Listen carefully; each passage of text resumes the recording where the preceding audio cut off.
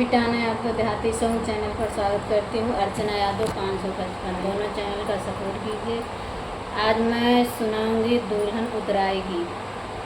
अच्छा लगे तो लाइक सब्सक्राइब कमेंट शेयर जरूर करना।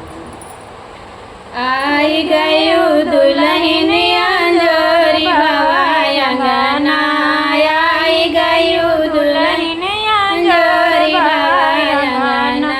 सास खुशी भाई ससुर खुशी भाई, सास खुश भाई ससुर खुशी भाई, खुशी भाई सजना लूटावई लगे रुपया, खुशी भाई सजना लूटावई लगे रुपया।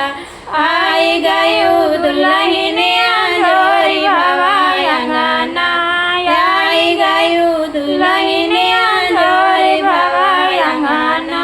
जेठ खुशी भाई जेठान खुशी भाई, जेठ खुशी भाई जेठान खुशी भाई, खुशी भाई सजना लौटावई लगे लड्डुआ, खुशी भाई सजना लौटावई लगे लड्डुआ।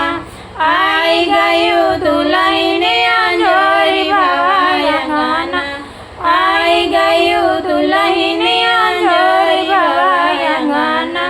देवर खुशी भाई ननद खुशी भाई, देवर खुशी भाई ननद खुशी भाई, खुशी भाई सजना लूटावई लगे रुपया, खुशी भाई सजना लूटावई लगे रुपया। आई गई दुल्हन